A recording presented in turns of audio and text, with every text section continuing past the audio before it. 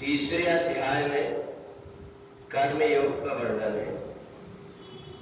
कर्म ब्रह्मोद्भवम विद्धि ब्रह्माक्षर समुद्भवम तस्मात् सर्वगतं ब्रह्म नित्यम यज्ञे प्रतिष्ठितम।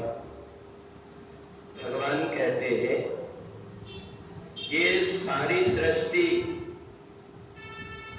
ब्रह्मा ने उत्पन्न किया है और ब्रह्मा जी ने वेद को उत्पन्न करके कैसे आचरण व्यवहार करना चाहिए ये सिखाया है।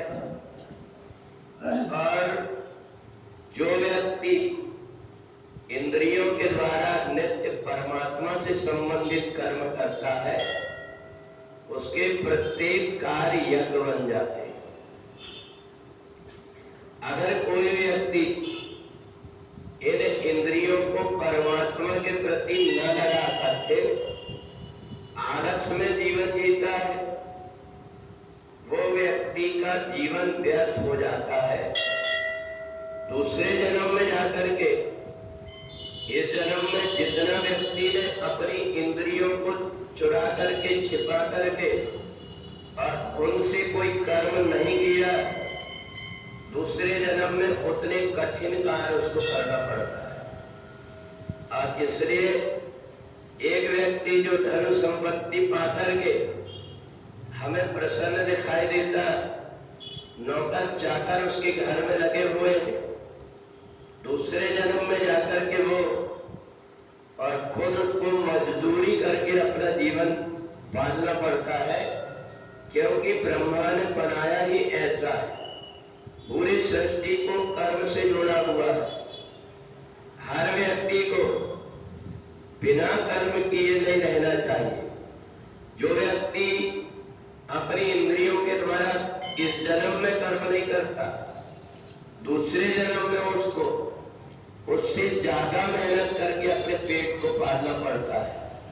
और इसलिए जिस व्यक्ति ने पूरा जीवन आलस्य में बिताया है न तो परमात्मा की सेवा किया है और न ही परोपकार किया है। आज उसको लग रहा है कि मेरे पास में धन संपत्ति है तो मेरे को काम करने की क्या जरूरत है, मैं नौकर लगा लूंगा पैसे से। परंतु ये भूल रहा है व्यक्ति कि परमात्मा ने इस सृष्टि कर्म के द्वारा बनाया हुआ है।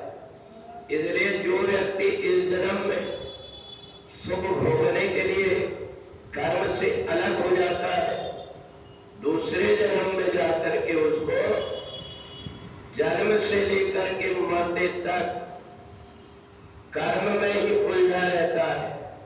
अगर वो एक दिन काम नहीं करता तो एक दिन का भोजन भी उसको नहीं मिल पाता।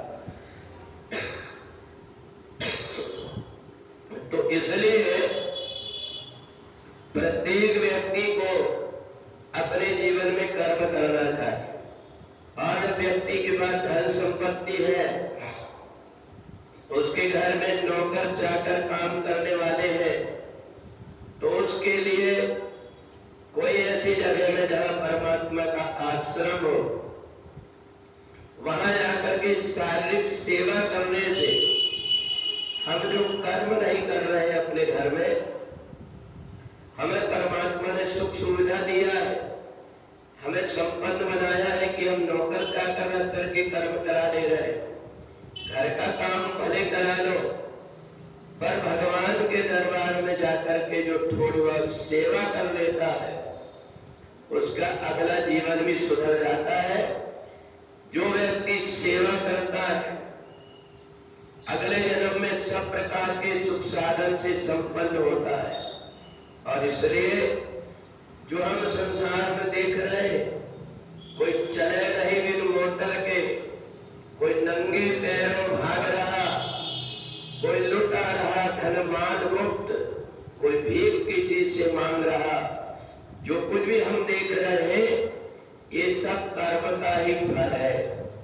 और इसलिए जो व्यक्ति आश्रम में मंदिर में मेहमान की तरह आता है और मेहमान की तरह जाता है ऊपर से अगरबत्ती के कचरा फेंक जाता है, जहां तहां कचरा फैला जाता है, उसको ये पता नहीं है कि उसके पीछे एक ऐसा कैमरा लगा हुआ है जिसके कारण उसने जो कुछ भी कर्म किया है उसका फल भोगने को मिलता है।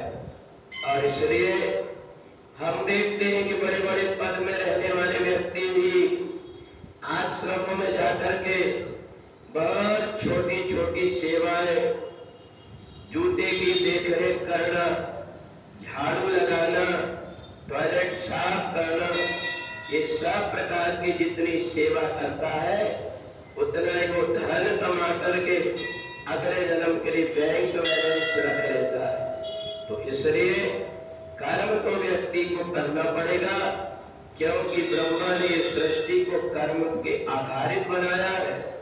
यदि हमने कर्म किया, सेवा किया, तो हमारे आगे तक का जीवन सार्थक हो जाएगा।